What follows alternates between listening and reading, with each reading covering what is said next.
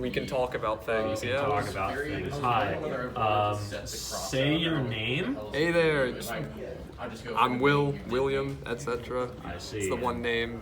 Say it as many ways as you'd like. It's too many nicknames for Will, I swear. Billiam, Bill, William, Bob for some reason. Yeah, right? Like, Yeah. you can go as far as you want, really. You could probably convince someone that, like, Nick is a Will is a, if you really wanted to, right? That's fair. And speaking of wills come with ways. So if there's a will, there's a way. And your way was to second place at the, which regional was it? It was Louisville this past weekend. Very nice, very, very nice. And what were you playing? I was playing Snake Eye Fire King. Yo, who would have thunk it? Yeah, I know, right? That's Look, fair. what can I say? It's a pretty good deck. It's a really good deck. All right, you want to just get into it, or do you have any like shout outs or anything like that? Nothing in particular. Well, shout outs to Josh Levine for this guy right This man's a very, very, very good player.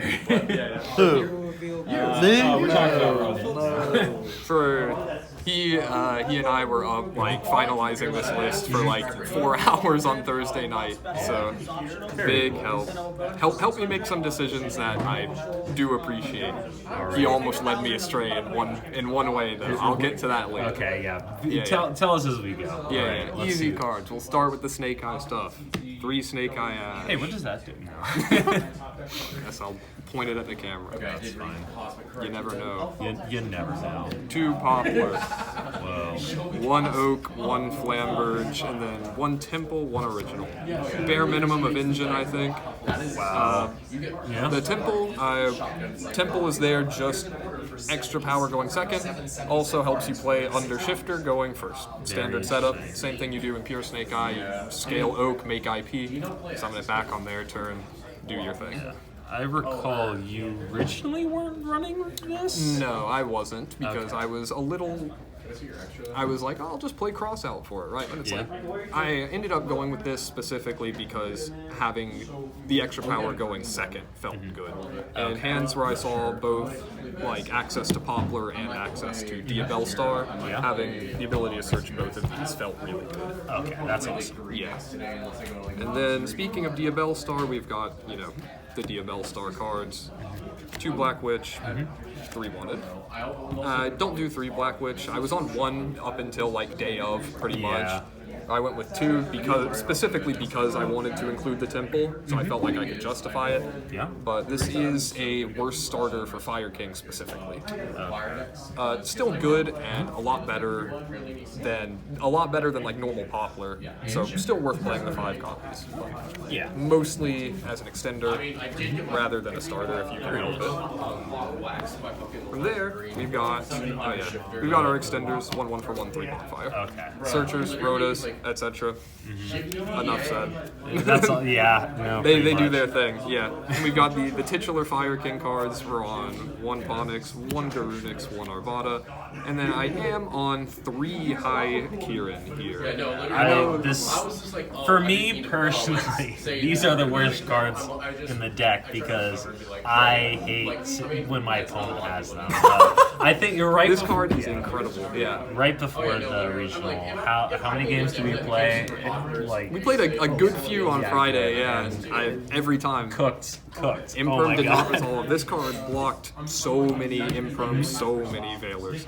I know I've seen 2 a lot. I do like 2. This is technically a brick, but I wanted to build this time for a lot more resiliency going first, and specifically with the lines I'm doing, I'm not searching Kieran on my turn 0. So I just wanted to be able to hard see this as much as possible. And I did. For the Fire King spell traps, we've got our standard 1 Sanctuary, 1 Island, engine requirements. The Sanctuary is important, obviously, for Ascend in the Diabell Star line, but, has extra utility. And then I'm playing 1 Skyburn. This might be the best card in the deck. I can't lie. It's the This is where Josh would have led me wrong. This card is cracked. Specifically for this event, a lot of people are on summon limit, and I've found in testing a lot of games where I'm going second post side will end up like, oh, I hand trap my opponent, whatever.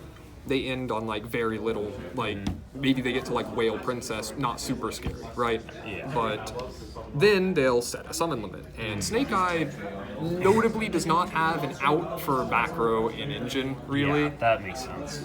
Or at least not one you'd play in the Fire King build. And this card does one thing in particular, which is out summon limit and 2 summons on your turn. Yeah. So anything that puts that gets you original to your hand, so Bonfire or normal Poplar or Diabellstar or Wanted, whatever, assuming that they can go uninterrupted, will summon Ponix and you can search Skyburn, and then use either the Diabellstar or like a normal Ash, whatever you don't use, to extend after you play through the summon limit. I got through 4 summon limits doing literally exactly that on Saturday. If I did not have this card, I would have lost probably every single one of those games.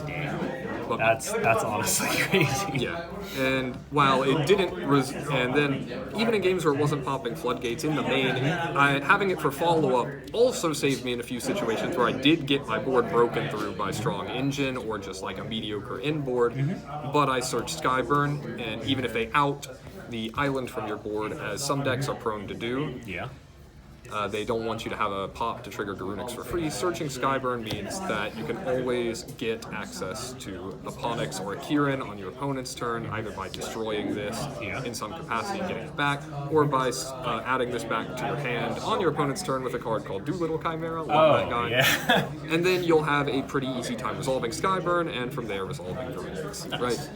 It felt much better as a floodgate out than anything else. I could have sided it, but I felt like it saw enough use in the main. And it came up a few times going in game 1, so... It's like Gamma Burst in the main, you know? Yeah. It's good. It is good. I do not regret that decision. Until Summon Limit is gone, I don't think I'd take this card out at all. God, please let it be soon. I know. We got our hand trap lineup, or our non-engine lineup rather. We are playing here for hand traps. We are on 3 Ash Blossom, 3 Effect Veiler, 1 Drool, 2 Nibiru, and 3 Infinite Impermanence, playing the 12 hand traps instead of 15 because we are playing 3 Crossout Designator. We are also playing 2 Talents. Because this card, I think it's good. It's hard to justify not playing it in a format so full of hand traps, and where worst case scenario, most decks are either hand trapping you or activating some like random level 1 monster effect on your turn. Every time the card resolved, it was a game winner. You'd play it. Out of these, least valuable player, definitely these. I did not draw the Nibirus more than twice. I only was able to activate it once, and it was crossed out, I believe. The Droll, I drew once, activated once, it did nothing. This was here for crossout. I was trying to respect it because I'm playing pretty heavily into the Fire King stuff. That all gets smoked by Droll. Only one person drolled me, and I did have the crossout for it, and I did win that game. So I can't say it was bad, but were I to play again, this probably should have been like a Bell or a Mourner, which could have saved me in at least 1 or 2 more situations. I ran into a lot more other cards than Troll. Okay, I see. These are non-negotiable. These are non-negotiable. Every single time one of these resolved against decks that weren't voiceless, it was pretty much a turn ender. Against voiceless, it was still good. Every time I impermed a voiceless player, they had Seravis or Trius in their hand.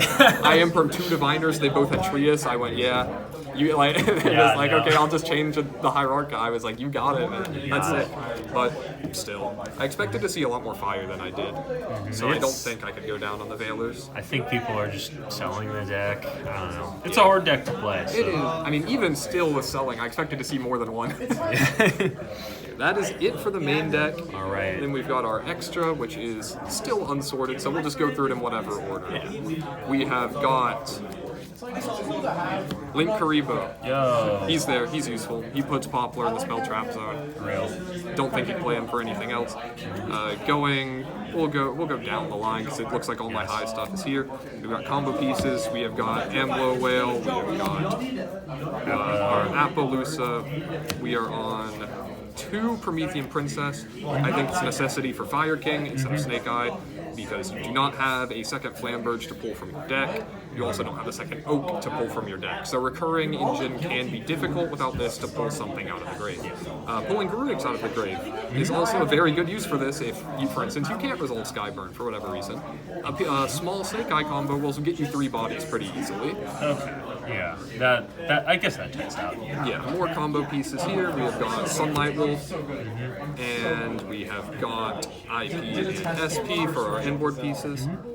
And then we have got the first of these cards that I do not think is entirely required. We have got Doolittle Chimera. This card's crazy. I don't know what you're talking about. This card, no, it is very good, but I don't think you have to. Okay. I'm playing it specifically because I want to play Fire King instead of Snake Eye if I see Diabell Star, and because it allows me to put an extra Arvada on my inboard for normal summon Ash uninterrupted.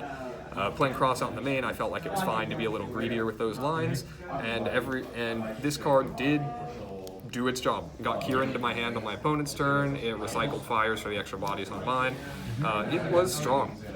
Not particularly standout, didn't do anything like outside the ordinary, but the extra resources have been feeling nice. Being able to add Snake Eye Ash back on your opponent's turns that you're guaranteed to have follow-up without searching, for example, feels really good. And then we've got our extenders, 1 Hita, 1 Dark. Almost cut the Dark. I decided not to.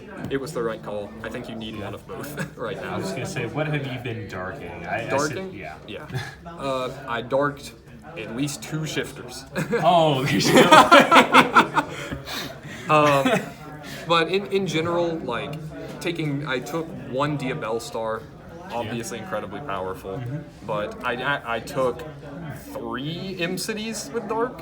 Okay, yeah, no, that's good. I hate M-City. It felt like it felt like this was good against everything except Voiceless, and I'm not playing Lina, so I'm not resolving any of these cards against Voiceless anyway. Hita was fine because they ashed me, and that's it. Yeah. They have to. It's their choice. Yeah. We've got our OTK enablers, 1 Zealantis, 1 Raging Phoenix. Real. Has to happen. Deck can't go second without them. Definitely ban this, never this. I want to cope with Princess. I would love to cope with Princess, but this card is the problem. Yeah, I know. And then we've got last 2 flex spots, 1 Nightmare Phoenix for outing floods, outing back row, etc. Popping other Fire King islands. I didn't play against any Fire King, but hey, it's the thought that counts. I did pop a Voiceless Voice Barrier with this, which allowed me to win the game. And then our last card is a contentious one. I am playing Darnix Eternity. Yes. This card admittedly was not great for me. I only summoned it once this Saturday, but the situations in which I want to be summoning this card were not coming up. It is the final piece of interaction on inboards against other fire decks or decks like Branded that are heavy on Engine. I didn't play a single Branded, I only played 1 Snake Eye deck, so that never came up. And I never actually got hand trapped to the point where I couldn't access Flamberge if I could go full combo. Okay. So I never ended up in a situation where all I have is Fire King, where this can restabilize my board. But don't the think it thought was counts. Yeah. In a situation where I know I'm not going to play against much fire and like more Voiceless, maybe I play like a Closed World or something in this slot. This is pretty flexible. Yeah.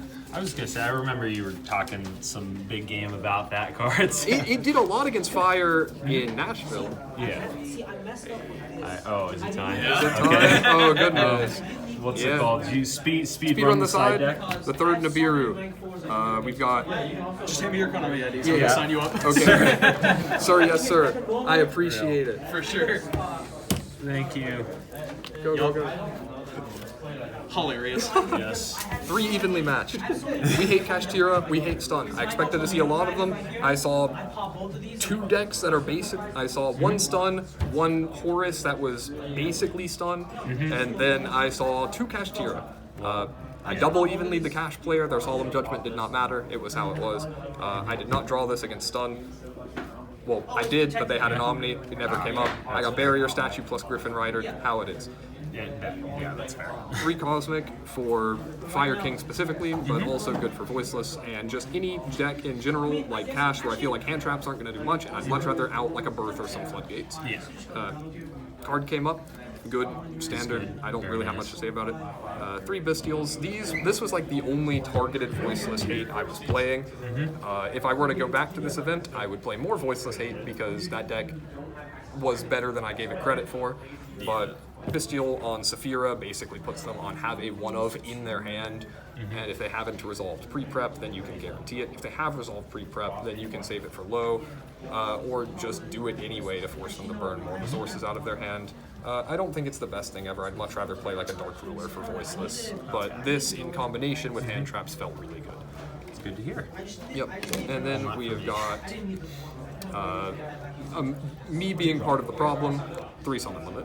Real. Well, it's one or another, I guess, in terms of the floodgates. It did have to happen. This is by far the best one, I will say. I only activated 1 summon limit for the entire day because I only went first post side twice. Okay, nice. And I activated this card, and it didn't even floodgate my opponent. I had double Veiler in my hand. That stopped their turn. I just flipped it. It didn't do anything there. They couldn't extend anyway, is what they said afterwards. And then I sent it immediately for Snake Eye Ash on my turn. Okay. Would I say it was good? Couldn't tell you. I went second too much. Wait. And we got our last 2 slots. 1 Agave Dragon for time. Gross. It's better than spending 2 slots on the Scattershot and the Sprint or the Kieran. low Kieran, as they call them. And then 1 Shifter for Crossout. This could change. That's fair. I never crossed out a Shifter. Like I said, I didn't go first post side very much. But I don't know. I don't feel bad about it. Okay, well that's good. Side. Then. Good Side, it's there. It's cards. They're all Cards. good. Cards are good. Who would have thought? Yeah. All right. Well, Extremely happy with how the deck performed. Though. Yeah. No, I think I can say this for everybody here at TNLG. We are super happy that you got this. Mostly because the rest of us can't. We've had some unlucky runs here for sure. No. But anything else you want to say before we head off this? Okay. Nothing in particular. Awesome, groovy. Congratulations. Thank you.